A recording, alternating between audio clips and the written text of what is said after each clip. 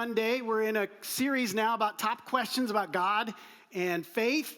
And today I get to launch straight out of my wheelhouse and talk about science. Nobody's ever accused me of being a scientist, so full confession there, but we want to look at some stuff and hopefully level the playing field. I'm not afraid of questions. I know a lot of churches have an allergy to questions, and this is not one of those places. So I'm glad that we at least get to talk about questions that people have. We did not come up with these questions. The internet came up with these questions. We just used Google to say, well, what are the top questions about God and faith that people are asking? And that's what we're building this series off of. So reconciling a belief in God with science is one of those questions, and we're just going to do what we do with all of the tough issues we address around here is we just dive in and we take a look at it, okay?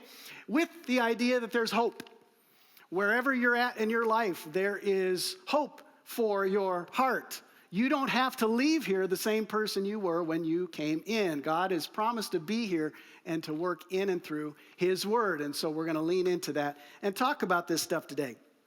Well, like I say, not a big scientist. I did just the bare minimum through school to get through. But as I was thinking about how in the world would I even talk about this? Because some of you are scientists. You got all the certificates on your wall. You got the jobs. You work out at PNNL or LIGO or wherever. You know, you'll forget more than I ever know about science. Well, let me kick it back to high school for me. Maybe it was earlier for you. My kids were doing this stuff in third grade, which, scares me a lot. 10th grade for me. 1987 biology class at Ashland High School in rural Ohio. Mr. Ferguson was my teacher. My lab, why do I remember this stuff? My lab partner, her name was Angie. She had big hair like most girls did then. And she opened up her purse one day and she showed me she had weed in there. And I was like, oh, well, that's biological, I guess. I don't know. Close that thing up. I don't want to get in trouble because you got a joint in your purse. Just these random memories. But one of my favorite memories, because it was so new, you didn't think I was going to say joint in church, did you?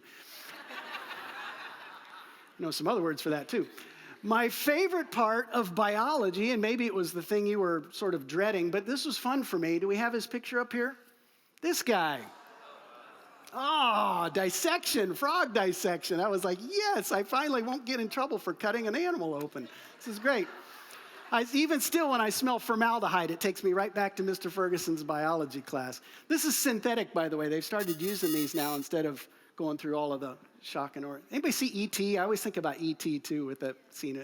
Anyways, you can name him whatever you want. I couldn't come up with anything real profound, but dissection was amazing to me as we turned this little guy over and we started cutting and pinning and pulling stuff out and labeling and naming. I was like, this is fascinating.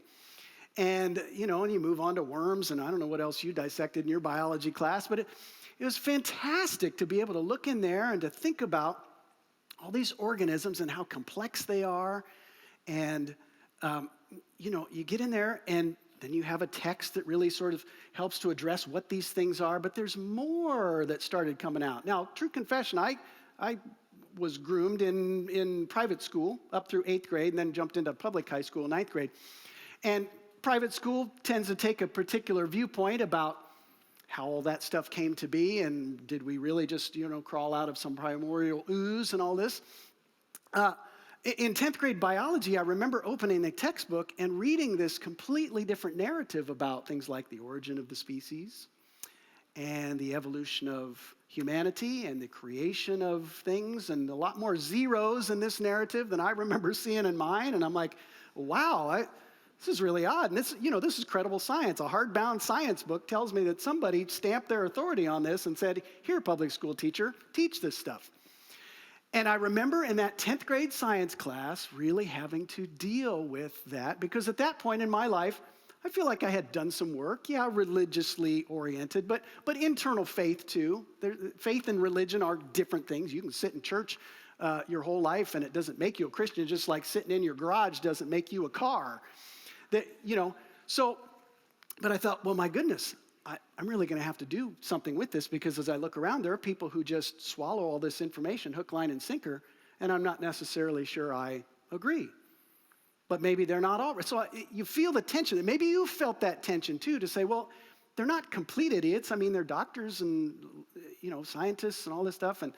But I have people over here too who can argue pretty reasonable faith as well. And so what in the world do I do with this? How do I reconcile faith in God with science? And so that's the question we want to look at today is, how do you reconcile a belief in God with science?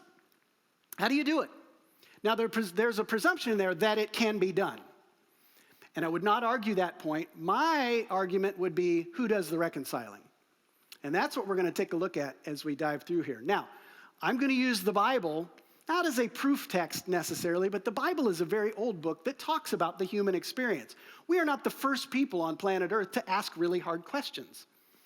The Bible does a lot of that and explores the depths of the complexities of human experience. And so I think it's a great resource to go back and look at some of the questions, some of the perspectives that people for thousands of years have had about some of the issues that we still face today. So we want to do that.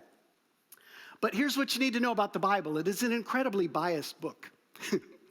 It is incredibly biased towards the notion that there is a God, a creator, who stands outside of time and who is intimately involved in all of human history from beginning, creation, to the end. He's there through all of it.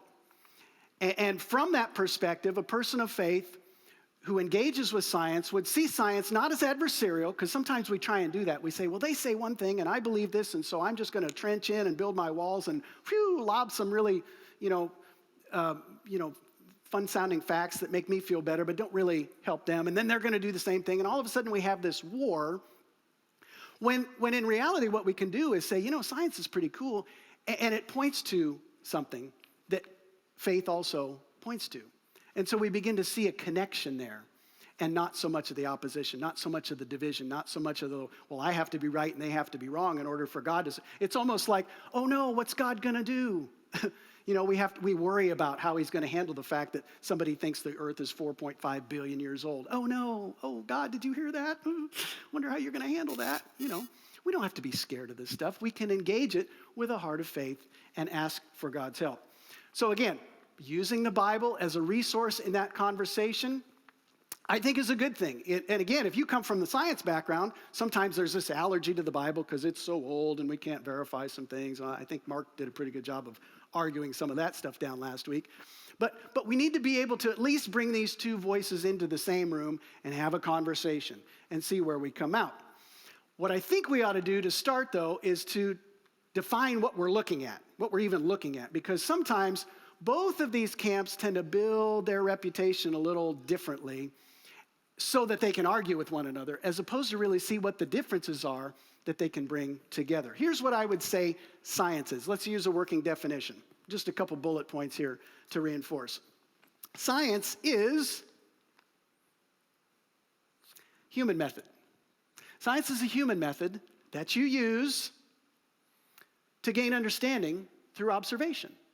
That's what science is, the scientific method, okay? It's a human method. We created the scientific method. It was not handed down from the mountain. It was not, God gave us a brilliant mind, and so we use this method to gain understanding through observation. We run tests on things. We sample groups and all of it. We pour things into beakers and light them on fire because it's fun, but we learn things along the way, okay? It's a human method that you use to gain understanding through observation. Proverbs 25, verse 2, verifies this very thing. It is the glory of God to conceal a matter. To search out a matter is the glory of kings. There's nothing wrong with science.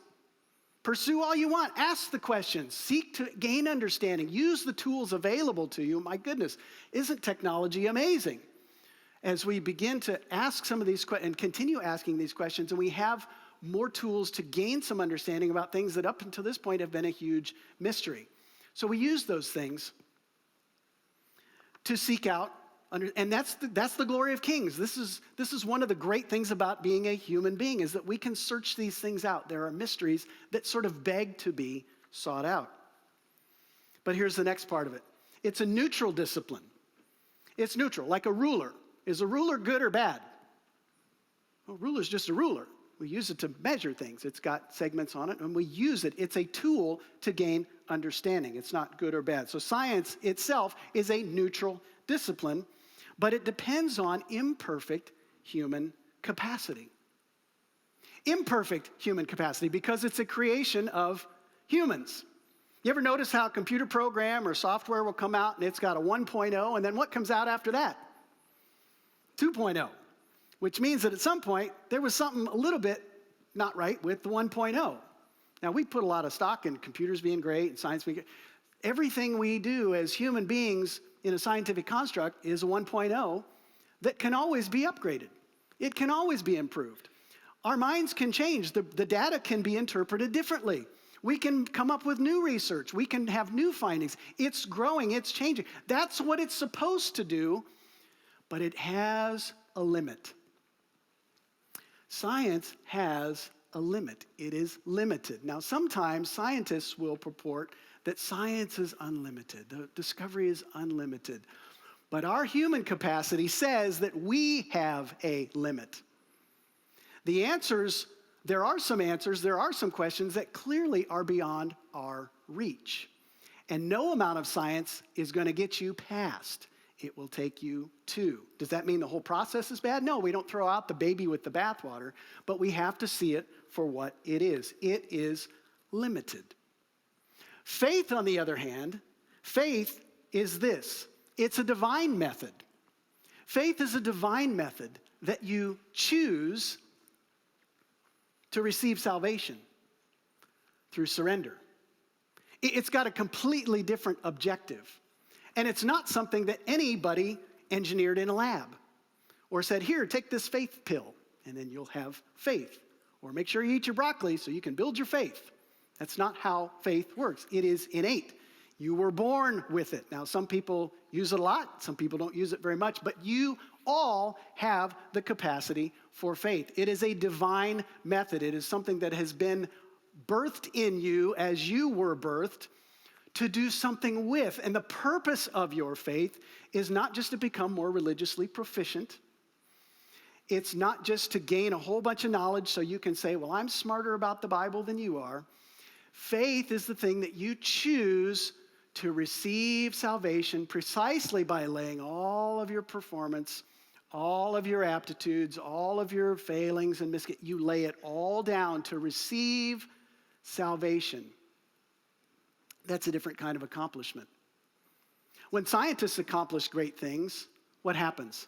Well, they give them awards. They're published. They make a name for themselves. You give them a TV show. You do all these things to highlight how brilliant their discoveries are. When a person uses their faith and chooses their faith to receive salvation, we're happy for them, but we don't go around handing out medals for that. That's like giving a guy with hemorrhoids a medal for hopping off a horse. It just makes sense because that's what it's there for. Some of you are still working on that one. You've clearly not been on a horse when you had. Anyways. Let's look at Ephesians 2, 8, and 9. This is the essence of faith. It is by grace, God's grace, that you have been saved. Through what? Faith. And this is not of yourselves, not from yourselves. It is the gift of God, not by works, not by human effort or striving or intellect, so that no one can boast. You don't boast about something you didn't do for yourself. God gave you faith. And so you choose it, you use it to gain salvation. It is a natural desire. It's not a neutral discipline. It's a natural desire that depends on perfection outside of ourselves. There's a perfection that we lean on outside of ourselves. We are not the be-all, end-all. We can do some amazing things as human beings. God has given us some amazing capacities and brilliant minds and skill and intellect and all these things. But faith is the thing that takes us on the other side of all of that because it doesn't have a limit. Because God, by definition, does not have a limit. Unlimited capacity. And so faith gives us access to that. And so we're really playing by a different set of rules than science is to begin with. And so it's hard to say, well, how can we reconcile those things? Because they really are after two different things. Science can support faith. Faith can also support science. There can be an interchange between the two. But because we're playing with something that's outside of human capacity and something that is a human construct to begin with, I really do wonder if it's our job to do the reconciling. Alistair McGrath, who's a brilliant mind, philosopher, smart guy. Anybody who writes a book, if you've written a book, I think you're pretty smart. But Alistair's written like 50. So I'm gonna listen to guys who write that many books. Listen to what he says. He started out his academic pursuit, his scholarly journey as an atheist. And his pursuit actually led him to faith in Christ. Very interesting. Here's what he says. Faith is not something that goes against the evidence, the science, the statistics, the data. It goes beyond it. Sometimes we're trying to match strength for strength. And McGrath says, no. Faith goes beyond. The evidence is saying to us, there is another country. There's something beyond mere reason. Translated, you're not going to think your way to God. You're not going to run all the tests and come out with a spreadsheet that says, there's how you get to God. That's not how it works. There's something about all of this pursuit of faith, that takes us beyond a scientific conversation to something greater. And the good news there is that you have been given the tools to access the beyond. Sometimes in our world, we're led to believe that the greatest end is rightness. You just get enough facts together, and boy, you can build that airtight case, and then they won't be able to say anything. But you know what they're doing on their side? The exact same thing. They're trying to build their case with all these great facts and all those, and everybody thinks, I'm going to discredit you because you think this, and they think the same thing about you. It's divisive. It's not good. But it's built on this idea that if I'm right enough and you're wrong enough, then I win and you lose. And what McGrath is saying is, faith takes us beyond rightness to righteousness. It takes us beyond answers to awe and to wonder. It takes us beyond knowledge to wisdom. It takes us beyond certainty to submission and humility. It takes us beyond proof to peace that defies understanding. It takes us beyond creation, for as amazing as creation is, the fingerprint of God, everything from the cellular, atomic, subatomic level to the earth around us, our own human bodies, the universe as our awareness of it becomes ever increasing. It takes us beyond the creation to the Creator. And more specifically, as we'll see in the Bible as we're going to look here, more specifically to the person of Jesus Christ. Some of you are going to be disappointed with where the rest of this goes because you think I'm going to lay out a bunch of airtight facts from a biblical standpoint, Christian, all this stuff that's just really going to be a wowzer at your next water cooler conversation. Because that's what the Bible does. Here's the big idea in the Bible. Some of you will need this to be harder, and it's just not, and I'm sorry to disappoint you with this, but the big idea in God's Word is this. When you're talking about reconciling faith and science together, we can't. That's not in our wheelhouse. It was never meant for us to do that. Jesus says, let me be the bridge. Let Jesus be the bridge between faith in God and earnest science. Let me be the bridge between the things that you know and the things that can't be known on this side. Let me offer that to you. How do I know this? Colossians chapter 1, verse 15 through 20. This is Paul writing, just kind of framing where Jesus is in the whole scheme of things. I don't know what your view of Jesus is, if he's the guy who sits around with a bunch of kids betting sheep, or, he's very sort of passive and quiet and all this stuff. Paul reframes the entire experience and the understanding of who Jesus is when it comes to these kinds of conversations. Here's what he says. The Son is the image of the invisible God, the firstborn over all creation. That's pretty big. For in him all things were created, things in heaven and on earth, visible and invisible, whether thrones or powers or rulers or authority. All things have been created through him and for him. He is before all things, and in him all things hold together. Jesus does the reconciling. You and I don't have to do that. It's not our job. It's his job. We lean on him for that. And he's the head of the body, the church. He is the beginning and the firstborn from among the dead, so that in everything, he might have the supremacy. For God was pleased to have all his fullness dwell in him, and through him to reconcile to himself, there's that word, all things, whether things on earth or things in heaven, by making peace through his blood. That's about as scientific as it gets right there. Reconciliation by making peace through his blood shed on the cross. This is where it comes from. Jesus stands as the bridge between faith and science and says, look, every human endeavor is going to fall short. Your mistakes will cause you to fall short. Your human striving will cause you to fall short. Even if you're the smartest guy in the room, your strivings will fall short of God's perfection. You can't perform your way across that chasm. You don't have to. Some of you are so bent on just driving and driving and driving and driving as if there's an end point out there that you can reach on your own, and you can't. And that's the hardest part, because the chasm there really isn't just sin and wrongdoing, it's pride. The understanding that, you know what? I might have to rely on something bigger than myself, someone greater than myself, to get what my human heart needs. Did you know that there's no scientific equation for peace and love and joy and forgiveness? All of these main things that jump, they're not even in the textbook. There's a lot of room for debate and conversation about how old is the earth and where did all this stuff come from. Keep having those conversations. That's great. But that is not the totality of human experience, is coming up with all the right answers in a book. You know this. We all know this.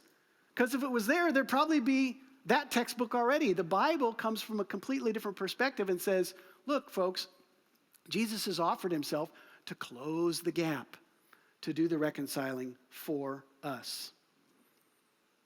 Now again, you might be like, really? I've heard about Jesus my whole life. I thought you were really going to wow me with something here. We're just going to keep coming back to Jesus? Spoiler alert, guess what we're going to come back to next week? And the week after that. And the week after that. Okay? He just won't go away.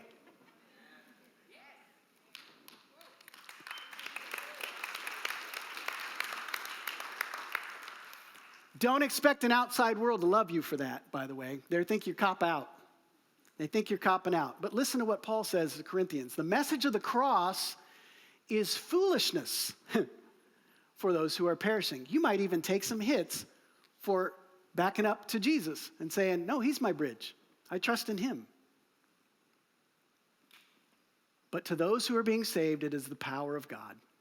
For it is written, I will destroy the wisdom of the wise. The intelligence of the intelligent I will frustrate. Where's the wise person? Where's the teacher of the law? Where's the philosopher of this age?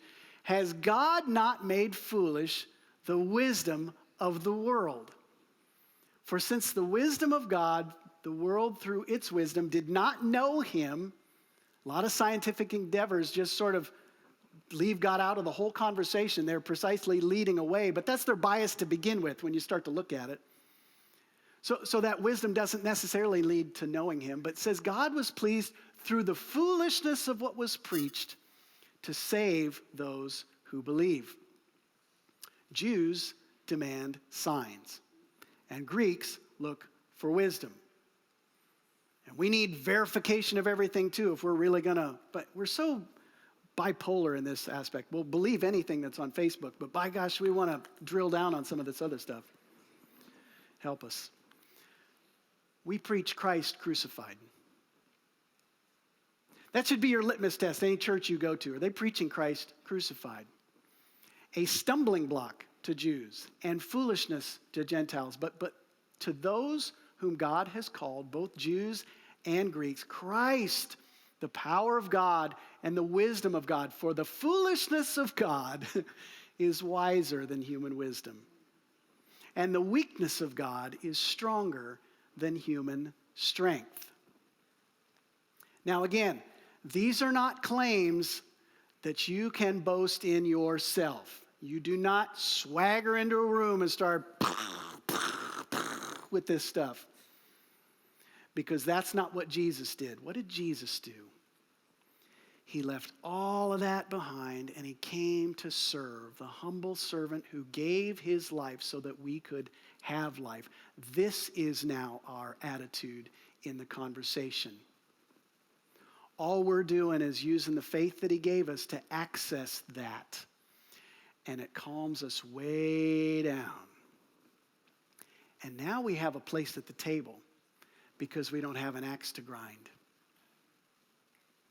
We can look at somebody who disagrees with us, and maybe they got their set of facts and you're pretty convinced about yours, but you don't see them as the enemy. We have an enemy, and your brother and sister is not it. You begin to see that person as one for whom Christ died, who also, by faith, can access the grace of God. Do you see what a difference that makes? What a game changer that can be when we talk about reconciling science and faith? We live in a very, very divisive age right now. Everything has become an argument. I hate it. I'm so sick of it. And this can be another one where we can change the conversation from our side of things. We don't have to wait for the other person to sort of wake up to our amazing set of facts. We can be the change. We can evolve and be the hands and feet and the Spirit of Christ when we talk with people who disagree. But you know what? I find the people who are the most hell-bent on their position, their anger, or whatever, they have so much hurt in their background. And that's the only way they know how to address it, is by just armoring up all the time to every single argument. What if we could help them lay that armor down by being different kind of people? Because of the difference that Jesus makes in our life. Jesus asked that thousands of years ago to people. He said, look, I'm here, I'm doing some amazing things, you say, miracles and teachings and all this stuff, but who do you say I am? Who do you say I am? And Peter, who is arguably not the smartest guy in the room, stepped up and said, you're the Messiah. And Jesus said,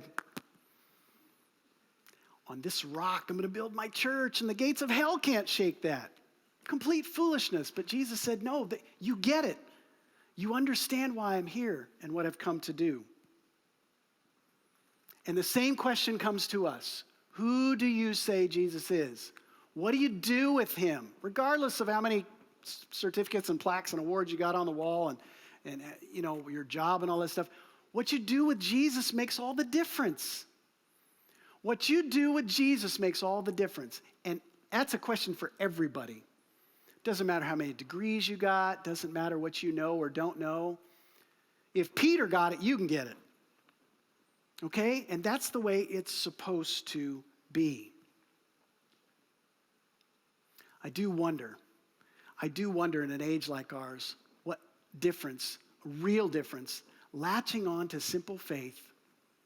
Yes, answer the questions. Keep asking hard questions. Keep seeking knowledge and understanding. All those things are great. But don't think for a second that is the thing that should be worshiped. Use it as a tool to point to the one who is. Would you pray with me?